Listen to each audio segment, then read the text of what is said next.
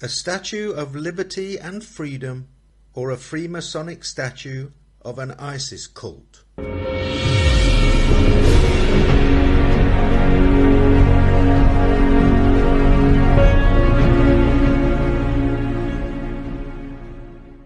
The Statue of Liberty was conceived, financed and built by Freemasons in a Masonic ceremony back in 1886. However, Wikipedia almost completely ignores these facts, giving only a minor footnote to a plaque planted at the cornerstone by Freemasons. This lack of transparency concerning the statue's Freemasonic roots is yet another example of how elements within the establishment are deliberately manipulating our history to suit their latest political agenda. The statue was designed and made by the French sculptor Frédéric Auguste Bartholdi, a well-known Freemason who had previously made a statue of the Marquis de Lafayette for the city of New York to celebrate the centenary of the signing of the Declaration of Independence. The Marquis was a French aristocrat, military officer and Freemason who fought in the American Revolutionary War, along with playing a leading role in the French Revolution when he returned to France a few years later.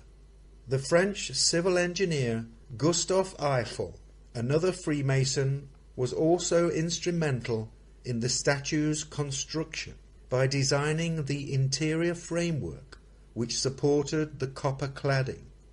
On the day of the unveiling and dedication, a traditional Masonic ceremony was observed by crowds of Freemasons who had travelled from various lodges across America.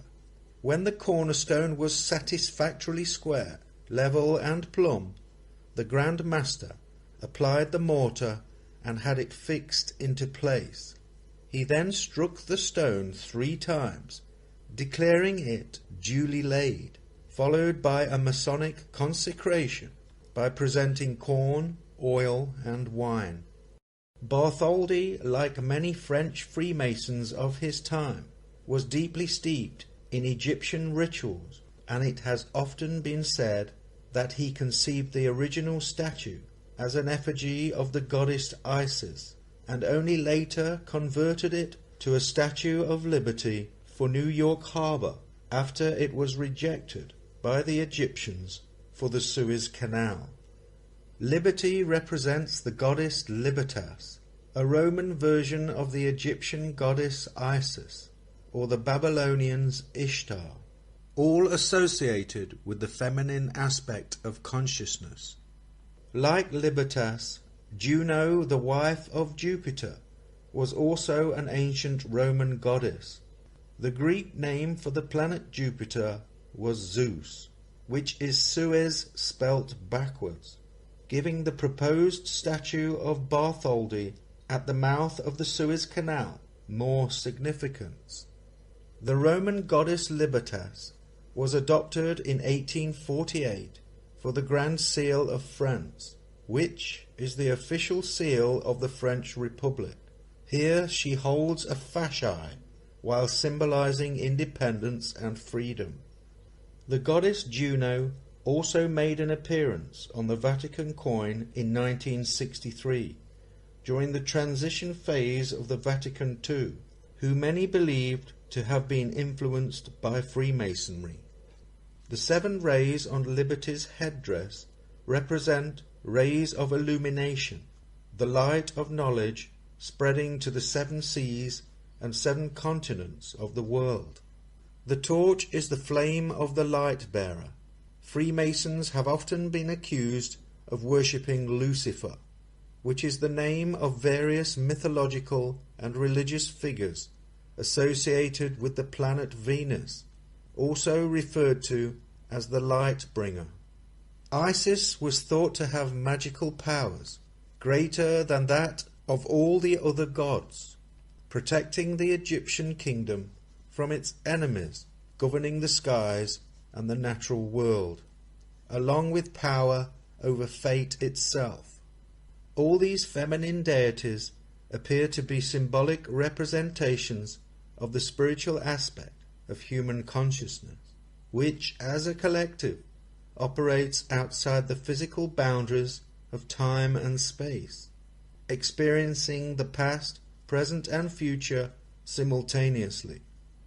These secret societies and religious fraternities, aware of this, can tap into these various Isis cults in order to shape reality, manipulating the direction of society to suit their image.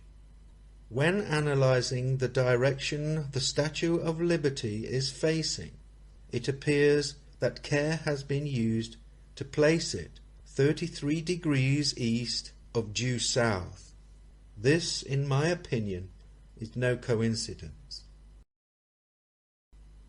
At this site, on August the 5th, 1884, the cornerstone of the pedestal of the Statue of Liberty enlightening the world was laid with ceremony by William A. Brodie, Grand Master of Masons in the state of New York. Grand Lodge members, representatives of the United States and French governments, Army and Navy officers, members of foreign legations, and distinguished citizens were present. This plaque is dedicated by the Masons of New York in commemoration of the 100th anniversary of that historical event.